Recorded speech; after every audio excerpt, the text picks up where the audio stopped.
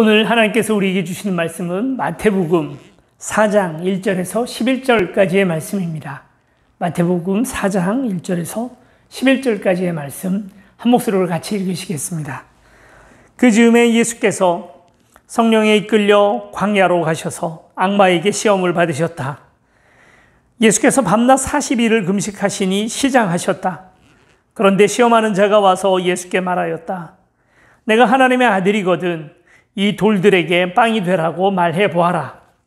예수께서 대답하셨다. 성경에 기록하기를 사람이 빵으로만 살 것이 아니라 하나님의 입에서 나오는 모든 말씀으로 살 것이다 하였다. 그때 이 악마는 예수를 그 거룩한 도성으로 데리고 가서 성전 꼭대기에 세우고 말하였다. 내가 하나님의 아들이거든 여기에서 뛰어내려 보아라. 성경에 기록하기를 하나님이 너를 위하여 자기 천사들에게 명하실 것이다. 그리고 그들이 손으로 너를 떠받쳐서 너의 발이 돌에 부딪히지 않게 할 것이다 하였다. 예수께서 악마에게 말씀하셨다. 또 성경에 기록하기를 주 너의 하나님을 시험하지 말라 하였다. 또다시 악마는 예수를 매우 높은 산으로 데리고 가서 세상의 모든 나라와 그 영광을 보여주고 말하였다. 내가 나에게 엎드려서 절을 하면 이 모든 것을 내게 주겠다. 그때 예수께서 그에게 말씀하셨다. 사탄아 물러가라. 성경에 기록하기를 주 너의 하나님께 경배하고 그분만을 섬겨라 하였다. 이때 이 악마는 떠나가고 천사들이 와서 예수께 시중을 들었다. 아멘. 오늘 성경 본문은 예수님의 사명에 관한 이야기. 저는 이제 그렇게 오늘 성경 본문을 보았습니다. 예수님이 사명을 받으시는 분일까? 예수님은 사명을 수여하는 사람이지 그것을 받는 분은 아니지 않나? 요한복음에 보면 이렇게 나옵니다. 아버지께서 나를 보내신 것처럼 나도 저들을 보냅니다 하면서 기도하는 대제사장의 기도가 나오거든요. 그도 보냄받은 자라는 사실이에요. 하나님께서 그를 보내셨습니다. 예수님이 사명을 수여하는 존재이기도 하지만 다른 한편에서는 받는 분이기도 하다. 그것은 그분이 오늘 우리 모든 인류에게 본이 되는, 모델이 되는 분이다라는 그런 의미를 가지고 있습니다. 그 예수님께서 오늘 사명을 받으시는데 보통 우리는 사명을 누구에게 받습니까? 하나님으로부터 받죠. 그래서 예수님도 그 지금 오늘 읽었던 본문 앞부분에 보면 세례 요한으로부터 세례를 받는 장면이 나옵니다. 그러자 하늘로부터 비둘기와 같은 성령이 그에게 임하셨다 하고 성경은 그렇게 이야기를 하고 있습니다. 예수님의 생애를 33년이라고 본다면 그 33년 내내 예수님께서 그리스도로 사셨던 게 아니에요. 한 살 꼬마서부터 기저귀 차고 계셨던 그 모습에서부터 마지막 십자가 부활하시는 장면까지 다 그리스도로 사신 게 아니죠. 한동안은 평범한 사람으로서 범인으로서의 일상을 살아왔던 그런 시기가 있었습니다. 목수로서의 예수를 우리가 알고 있잖아요. 그러다가 어느 한 시점부터 죽는 그 순간까지 예수님께서 그리스도로서의 삶을 살아갑니다. 우리도 우리 삶 전체를 다 하나님 앞에 다 드린다 얘기를 하지만 아직 우리의 사명을 깨닫지 못하였을 때 내가 왜 이 땅에 왔는지 나의 하나님께서 나를 보내신 목적에 대해서 아직 모르는 동안에는 그냥 평범한 삶, 그래서 그 세상 사람들의 가치관을 쫓아서 돈 벌어야지, 아니면 명예를 얻어야지, 학업적 어떤 업적을 이루어야지, 그런 걸 쫓아가서 계속해서 살아간다는 게 그게 나쁘다는 게 아니라 그게 다인 줄 알고 거기까지만 간다는 거죠.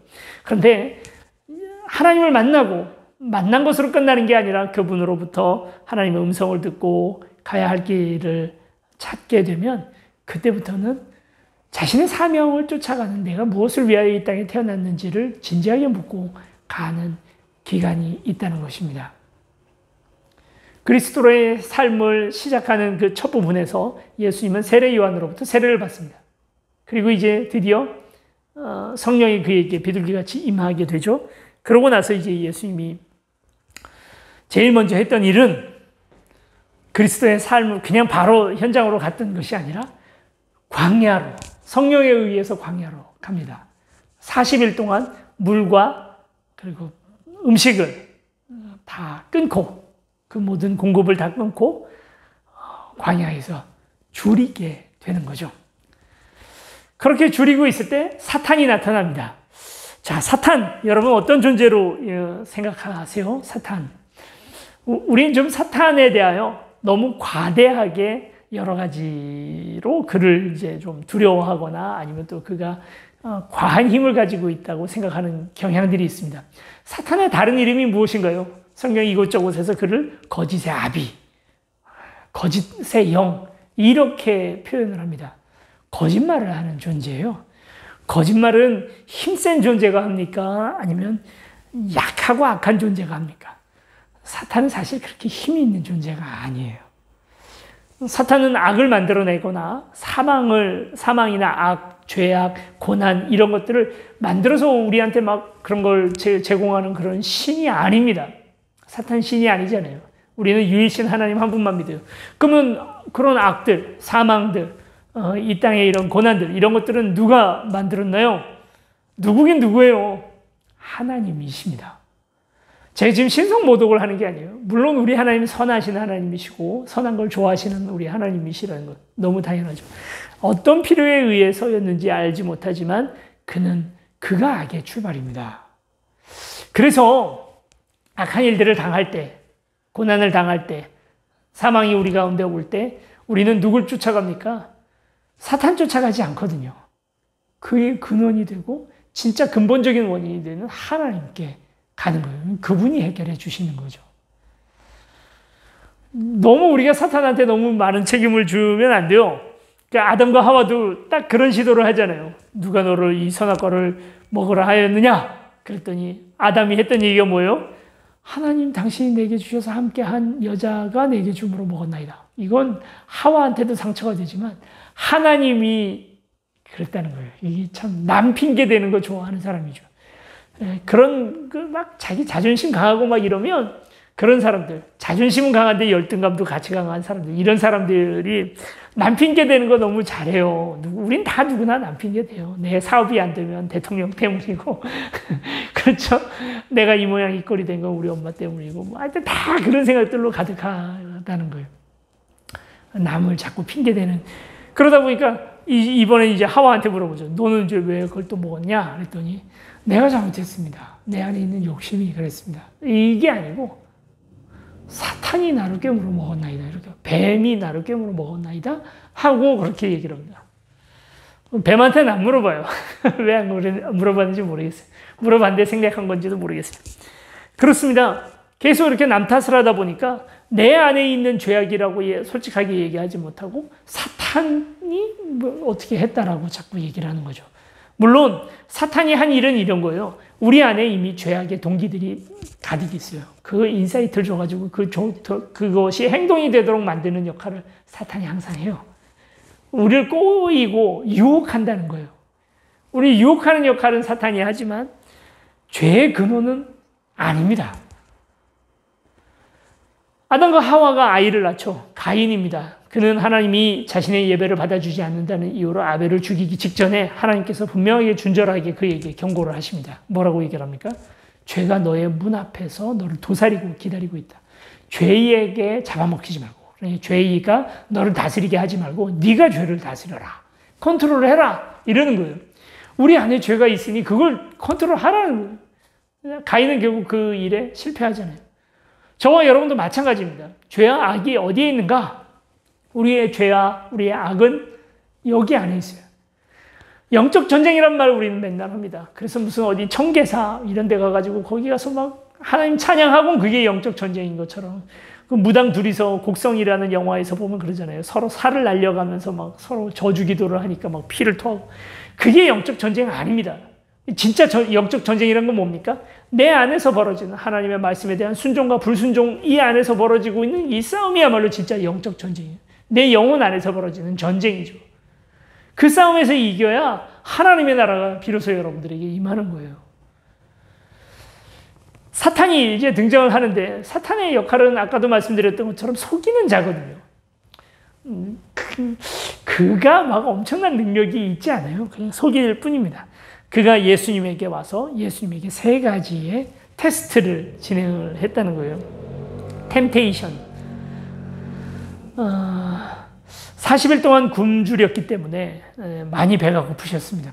근데 그 예수님에게 와서 이 돌이 떡이 되게 하라라고 하는 아주 달콤한 그런 방법을 가르쳐 준 거죠. 그렇게 해서 너의 줄인 배를 채워라. 그렇게 얘기합니다.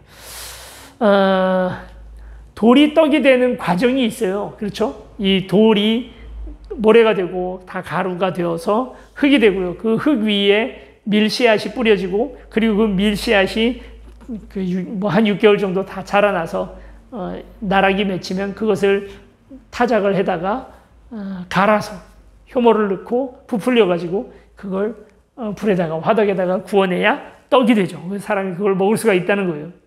이 모든 과정들을 다 생략하고 떡을 먹어라. 돌이 떡이 되게 하라라고 하는 그런 시험이었습니다.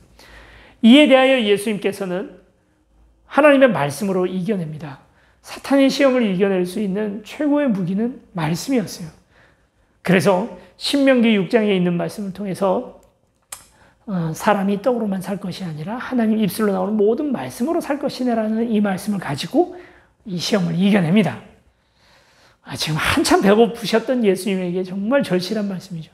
밥은 40일간 안 먹어도 살더라. 근데 말씀 없이는 못 살겠다. 하나님 말씀 없이는 못 산다. 그게 오늘 우리의 모습이죠. 그렇습니다. 말씀으로 이기는 겁니다. 근데 사탄의 시험이 한 번으로 끝나지 않아요. 날마다 옵니다. 그래서 정말 밥 먹듯이 하나님의 말씀을 먹어야 되는 것 아니겠습니까? 두 번째 사탄이 가지고 온 시험거리는 이런 겁니다. 말씀으로 이겼잖아요. 이번엔 사탄도 말씀을 들고 선다는 거예요. 그래서 예수님을 데리고 성전 높은 곳에 가더니 시편 96편에 말하지 않았느냐? 높은 곳에서 네가 뛰어내리면 천사들이 너의 발을 받쳐서 돌 위에 떨어지지 않도록 받쳐줄 것이다. 그런 말씀이 있다. 말씀으로 도전해온다는 거예요. 뛰어내려 봐라 라고 얘기를 하죠. 이에 대하여 또 예수님께서 내 주 하나님을 시험하지 말라라고 하는 하나님의 말씀으로 이걸 이겨냅니다. 우리는 왜 사탄이 성전 하필이면 63빌딩도 있고 나이아가라 폭포도 있는데 왜 하필 성전 높은 곳에 올라가서 뛰어내리라고 했을까 하는 것에 대해서 우리 좀 이게 왜 유혹이 될 수 있을까? 그럼 예수님이 번지점프 좋아하시나? 이런 스릴을 즐겨 하시는 분이신가? 하고 이제 우리는 생각해 볼 수도 있겠는데 왜일까요? 왜 성전 높은 곳에 올라갔을까요? 사실 이 시험에는 우리가 이제 배경 지식을 알면 쉽게 이해할 수 있는 그 사탄의 진짜 사탄이 하고자 하는 말이 있습니다.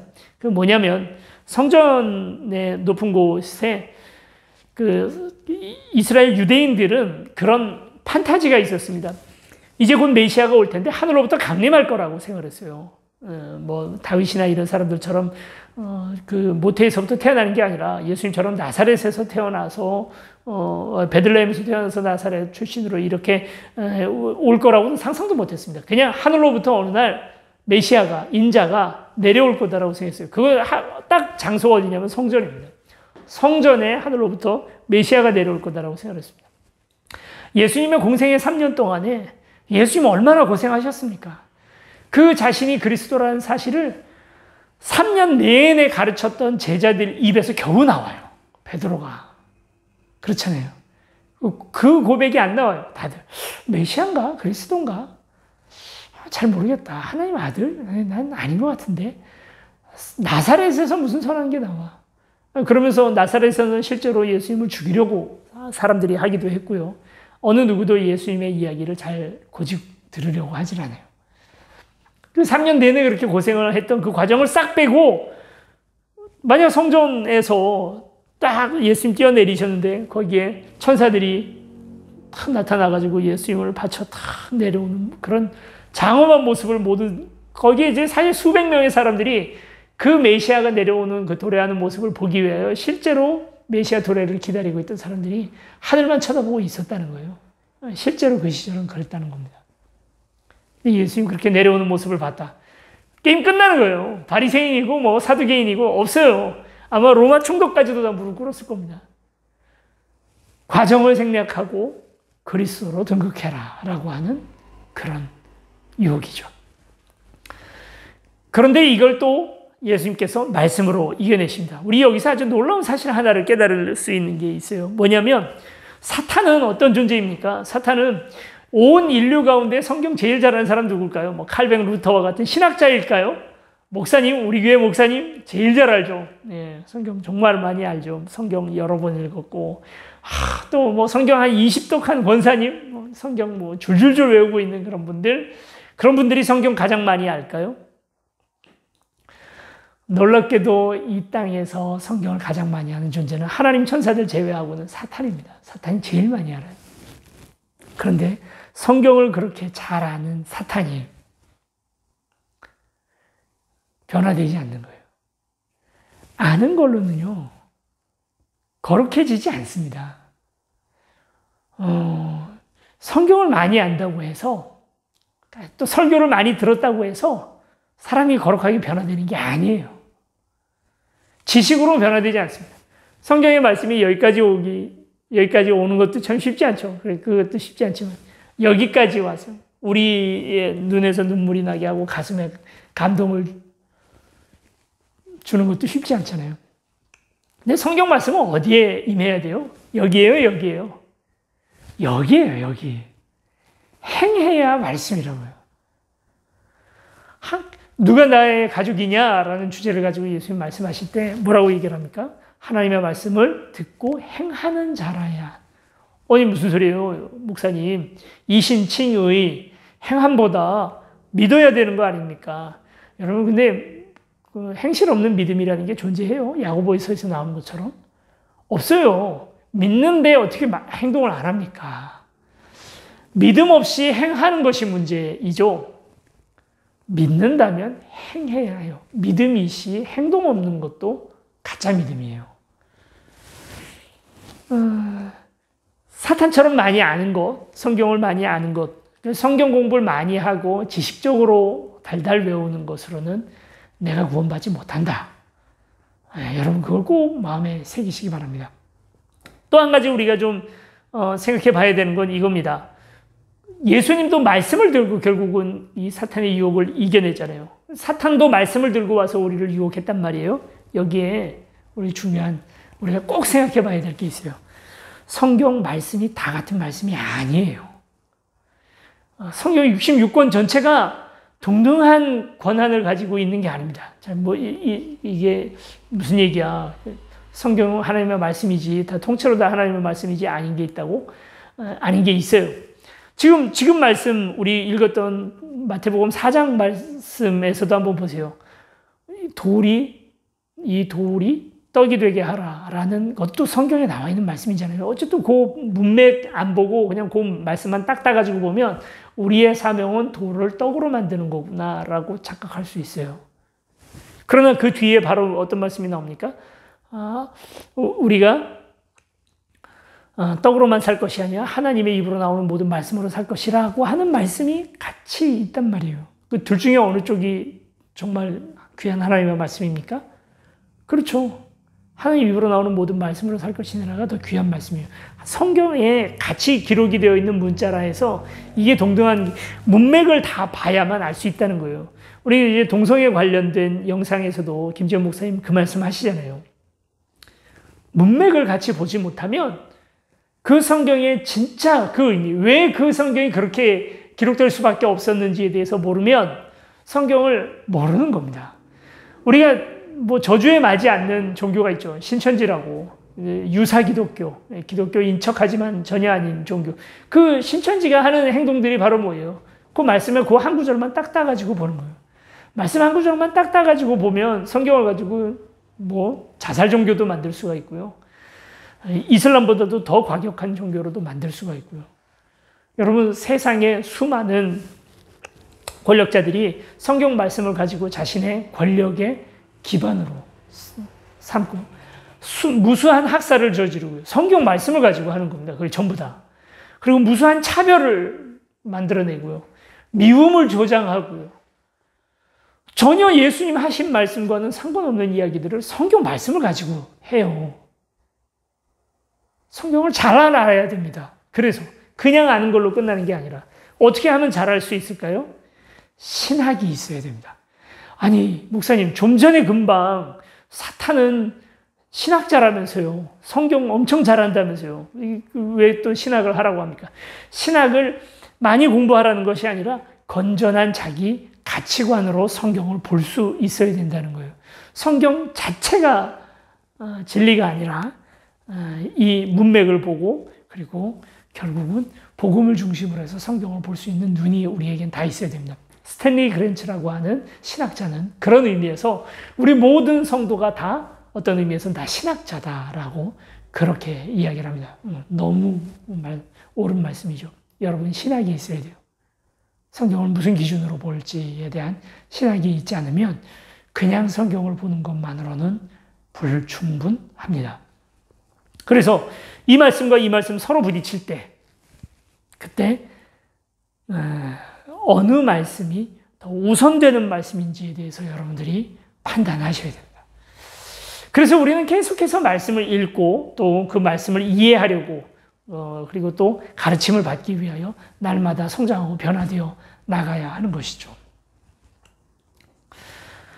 자, 이제 이 두 번째 시험도 그렇게 끝나고 나서 세 번째 시험을 가지고 오는데요. 이번엔 세상 모든 천하의 영광을 예수님에게 다 보여줬다는 것입니다. 사탄이 이걸 어떻게 보여줄 수 있었나? 그가 지금 어떻게 보면 인류가 죄악을 저지르고 나서 예수 그리스도의 십자가 이전에는 사탄이야말로 정말 그 모든 시험 그 앞잡이였던 거죠. 그 모든 영광을 그가 소유하고 있는 거예요. 그렇기 때문에 예수님에게 부여할 수도 있는 권한이 그에게 있었던 거죠. 그래서 나한테 무릎 꿇기만 하면 내가 이 보여드려 줬던 모든 영광을 다 너에게 주마 하고 얘기를 합니다. 권력과 권세를 내가 너에게 주겠다 하는 얘기가 아니라 생각해보면 이렇습니다. 예수님이요. 왜 이 땅에 오셨나? 예수님 세상의 모든 영광들을 다시 하나님 아버지께 돌려드리기 위하여 이 땅에 오신 거잖아요. 그 딱 어떻게 보면 예수님의 목적, 예수님의 사명을 그대로 찔러서 나에게 절하면이라고 얘기를 하는 겁니다. 그러니까 그 일을 예수님이 하셔요. 하시긴. 세상 모든 영광을 하나님 아버지에게 다시 돌려드리죠. 뭘로요? 십자가로요.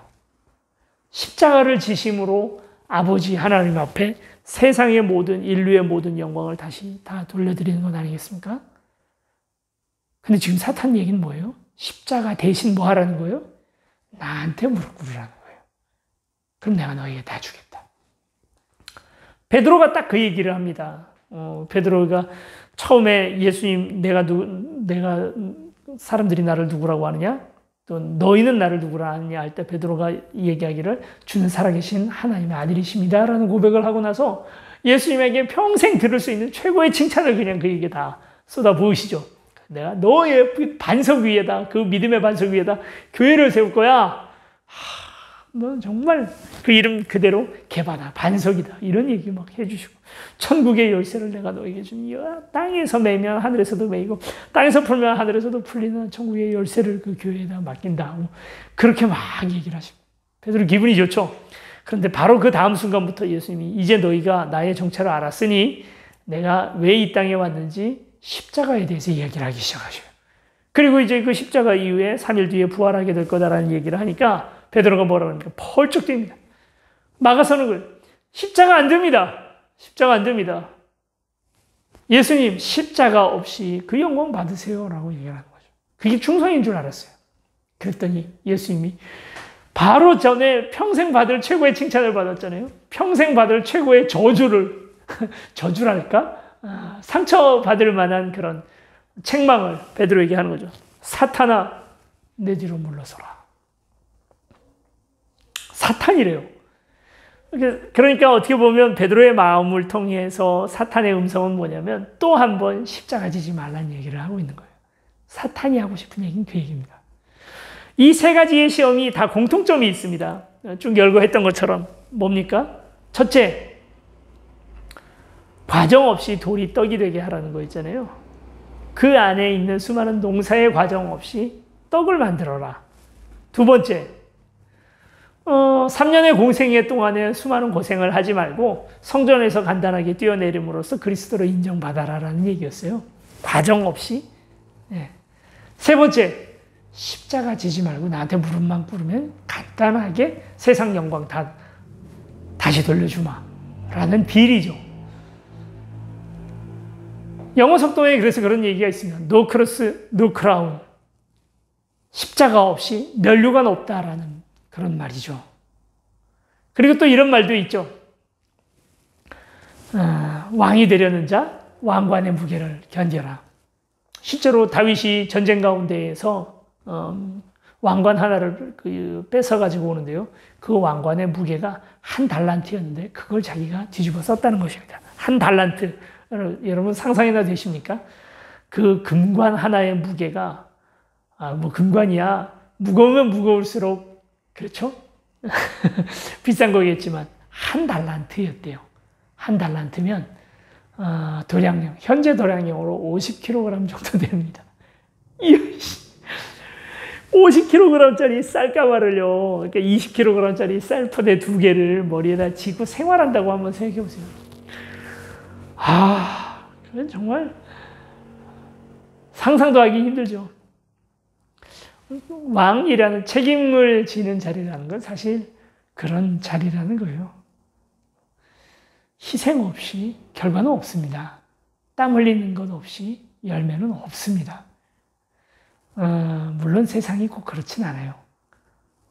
땀 흘리지 않고도 호의호식하는 사람들이 있고 그렇습니다. 그러나 우리가 인생에서 어떤 꿈이 있다라는 것은, 그래서 현실을 바꾸려고 하고 그 꿈을 이루려고 하는 것은 많은 대가를 반드시 지불하게 되어 있거든요.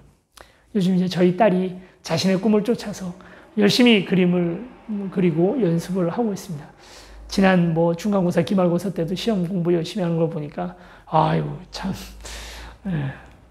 너무 대견하더라고요.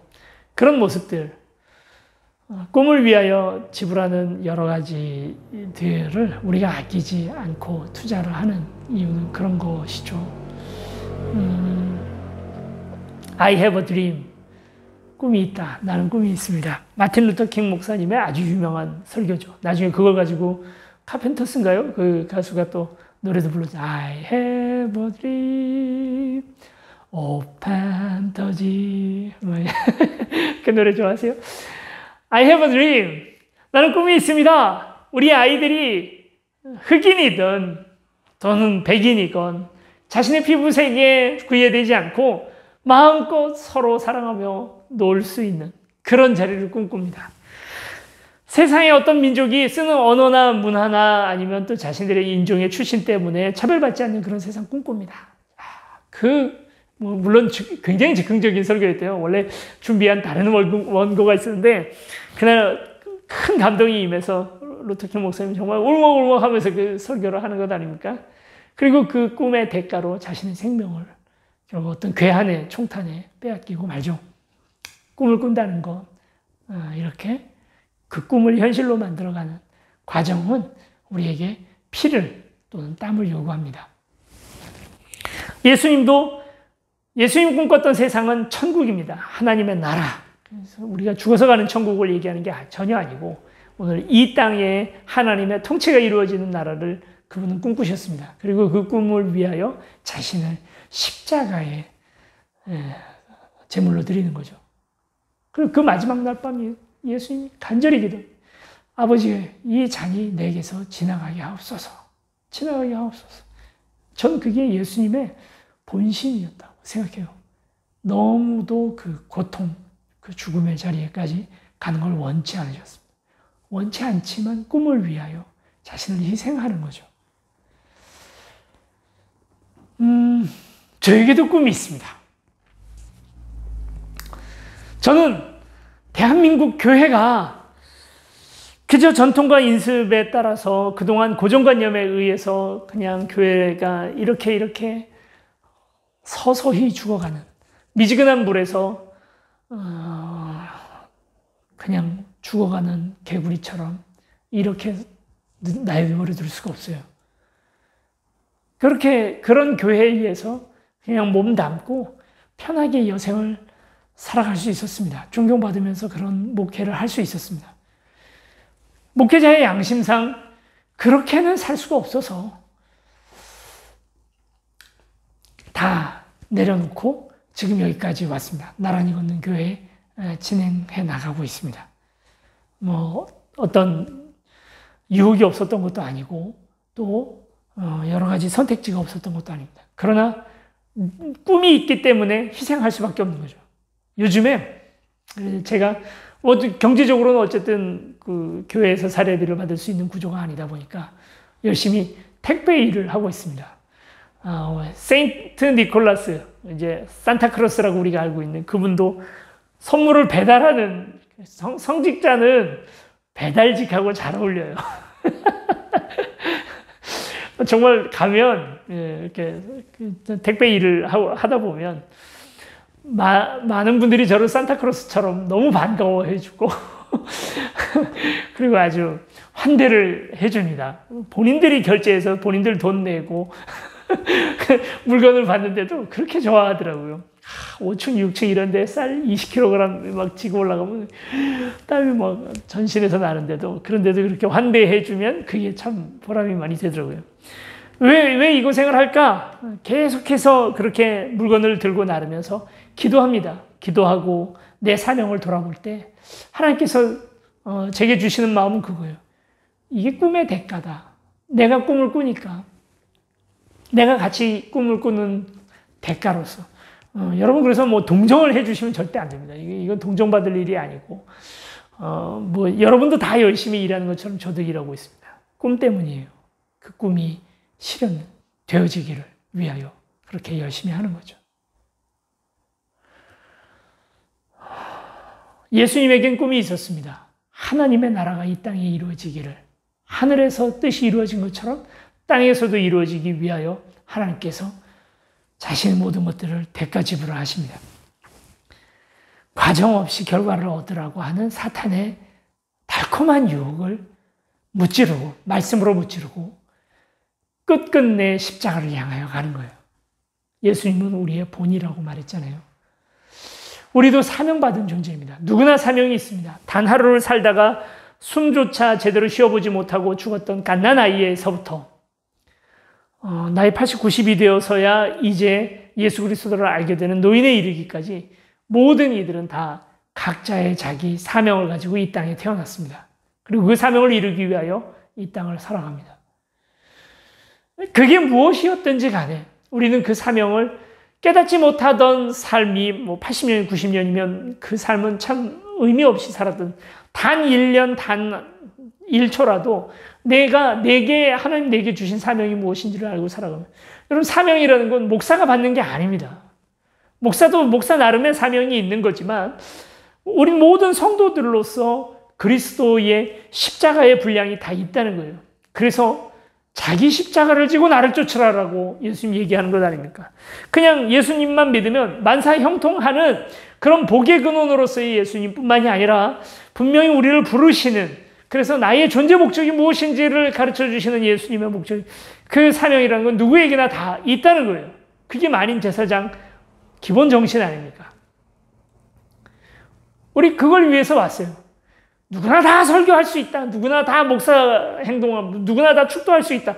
자꾸 이제 우리 그걸로 만인 제사장을 싸우지 말자고요. 우리의 진짜 만인 제사장은 누구나 다 사명이 있다는 거예요.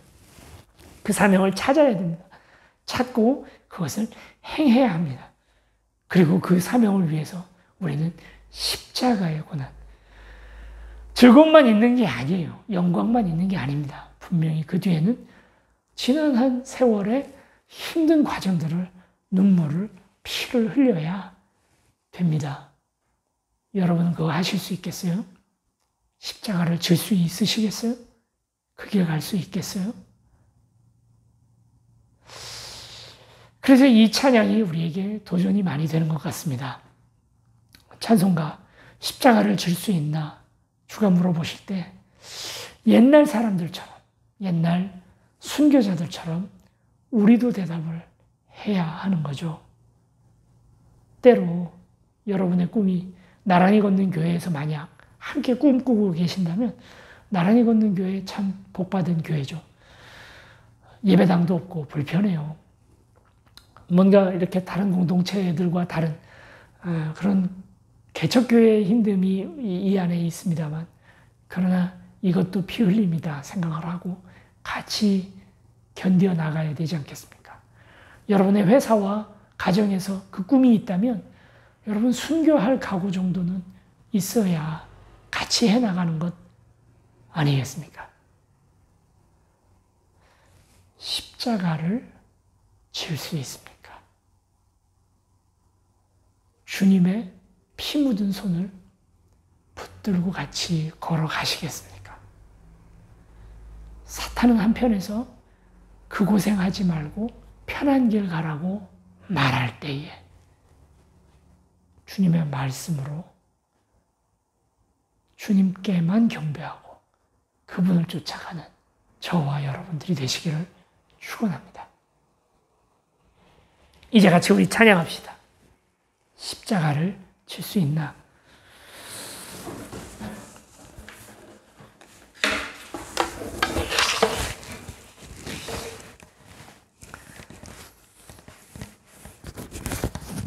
우리 찬양하고 같이 기도하며 하나님 앞에 나아갈 때 사탄은 어쩌면 오늘 우리에게도 뭔가 다른 어떤 음란함이나 아니면 탐욕이나 이런 것들로 우리를 유혹하기도 하지만 다른 한편으로는 과정 없이 공짜로 모든 것들 그냥 그걸 하나님의 은혜라고 자꾸 가르치면서 그렇게 우리가 살아가기를 이 땅 살아가면서 십자가에 피 한 방울 흘리지 않고 그냥 하나님을 믿는다는 그 고백만으로도 그냥 우리가 얼마든지 하나님 뜻대로 살 수 있다라는 그런 거짓을 우리에게 합니다.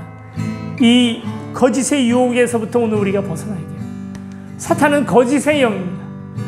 엄청난 능력이 있어서 오늘 우리가 그를 두려워하는 것이 아니라 그들이 오늘 우리를 계속해서 꿰어서 하나님 뜻이 아닌 다른 악한 길들로 오늘 우리를 인도하거든요. 그 악한 길 가운데 하나가 바로 십자가 없는 신앙, 대가 없는 신앙, 아무 희생 없이 그저 주는 것만 받으려고 하는 그런 마음들. 우리 빨리 그것을 분별하고 하나님의 말씀으로 이기면서 십자가 지고 하나님 앞에 나아가는 우리가 되었으면 좋겠습니다. 십자가를 질 수 있나 주가 보실 때 죽기까지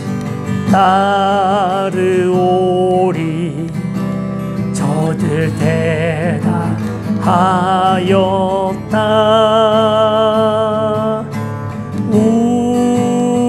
우리의 심령 주의 것이니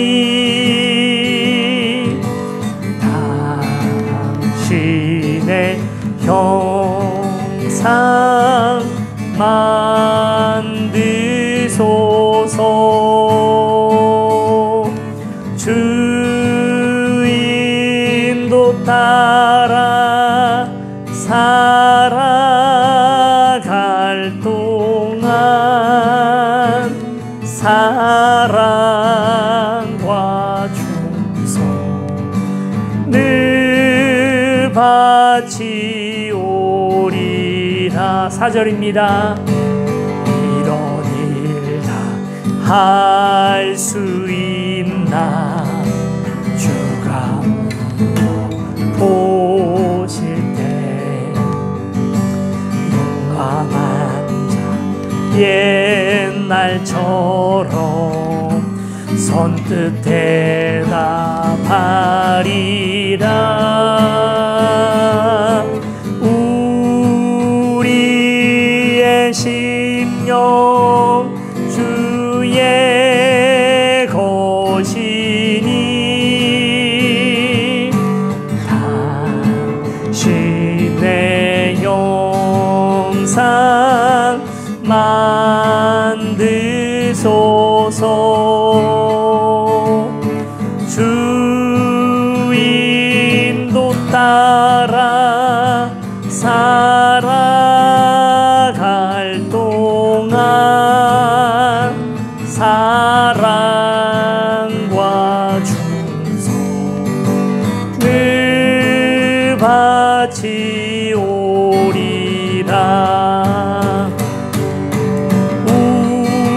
우리의 심령 주의 것이니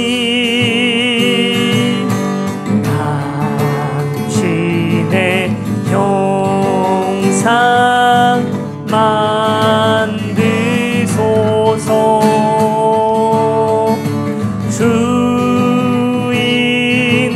따라 살아갈 동안 사랑과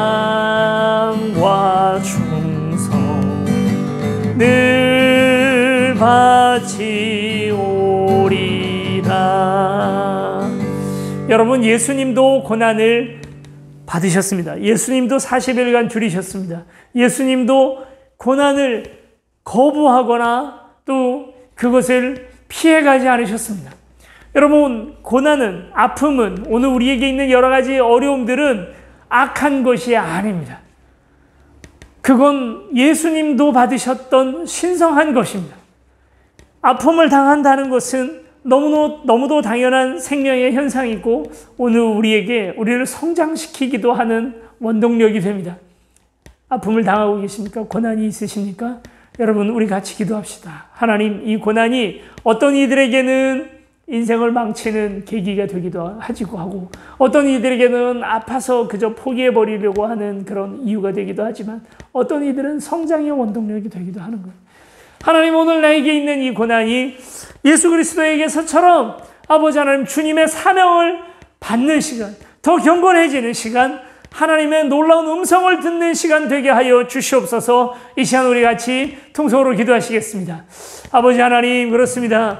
아버지, 예수께서 주님 성령의 인도함에 따라서 고난을 받으러 가셨던 것처럼 아버지 하나님, 오늘 우리에게도 이 고난이 하나님 결국 오늘 우리를 성장시키고 더 주께서 기뻐하시는 주님 모습으로 변화시켜줘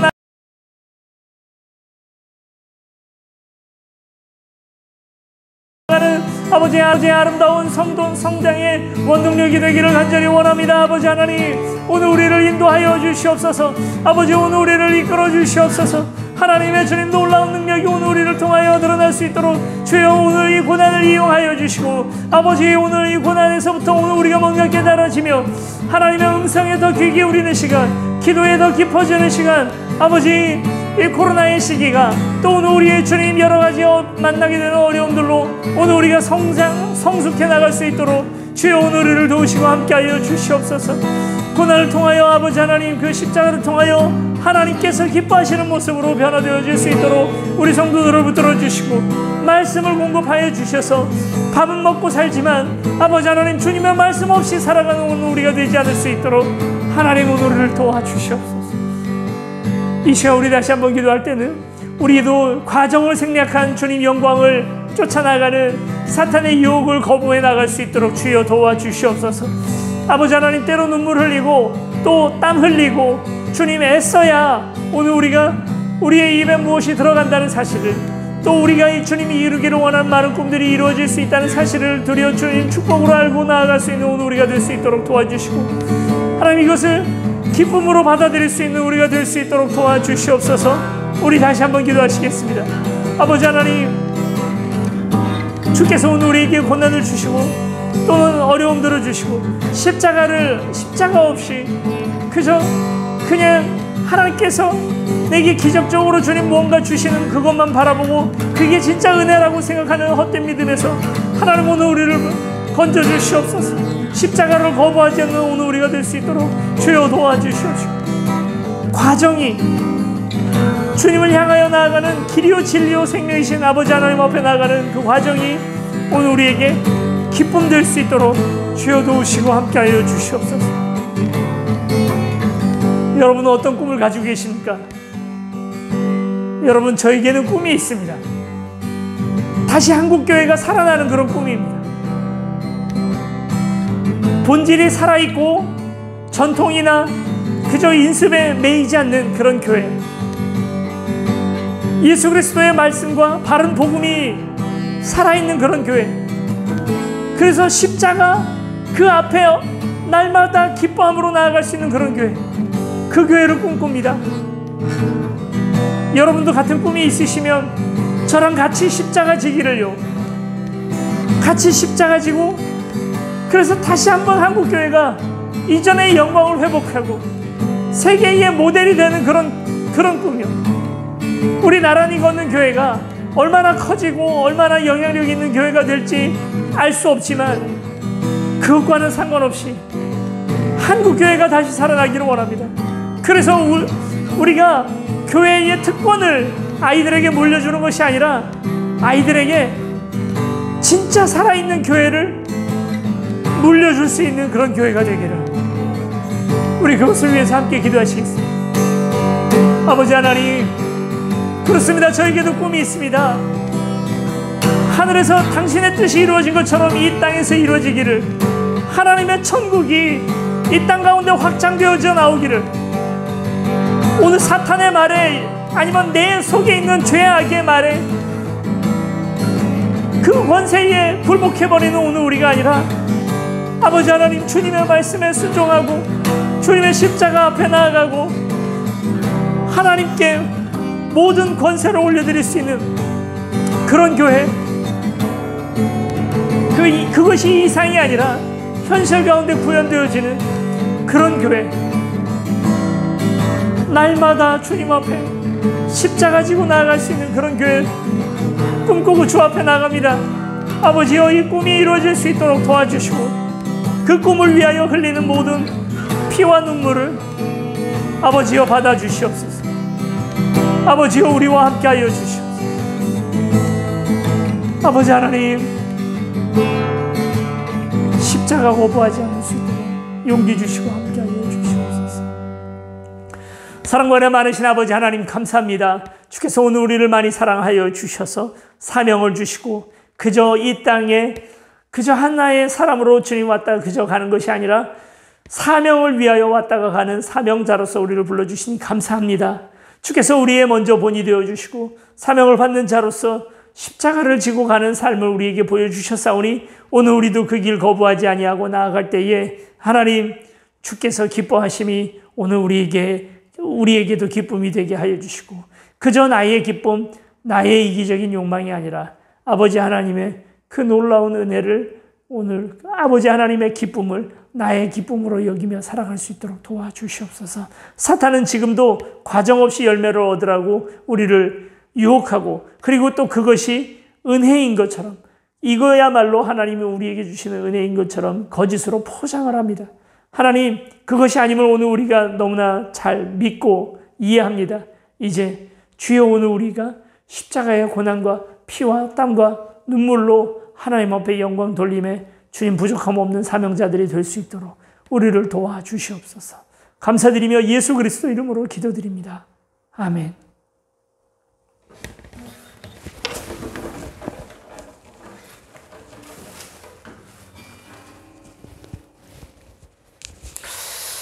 네, 추석 명절이 되었습니다. 이번 명절에 또 이렇게 코로나 때문에 여러 가지 어려움들이 있어서 가족들끼리 못 만나고 하게 될 줄은 제가 1년 전만 해도 상상을 못 했는데, 또 이런 명절을 맞이하게 됐네요. 그래도 이제는 그러려니 하고 만나기도 하고 다들 하십니다. 쇼핑은 만나지 않고도 할 수 있어요. 이렇게 저 같은 택배하는 사람들이 물건을 배달해주면 그냥 안방에 앉아서 클릭 한 번으로 그냥 다 할 수 있죠. 학업도요. 만나지 않아도, 선생님 안 만나도 인터넷, 인강 이런 걸 통해서 좀 부족하긴 하지만 그래도 학업도 다 가능하더라고요. 신앙은 사실 그렇게 아닙니다. 그렇지 않습니다. 신앙은 만나야죠. 하나님 만나야 되고요. 그리고 공동체가 만나서 함께 철을 날카롭게 하는 것처럼 만나야만 합니다. 지금 못하고 있는 상황이 우리의 게으름, 우리의 죄악 때문도 아니고 어쩔 수 없는 우리가 상황이라는 사실을 알지만, 언젠가 때가 되면 우리는 격하게 만날 거예요. 만나지 않고 보니까 이게 이렇게 소중한 줄 몰랐었는데 이제 우리가 너무 잘 알았잖아요.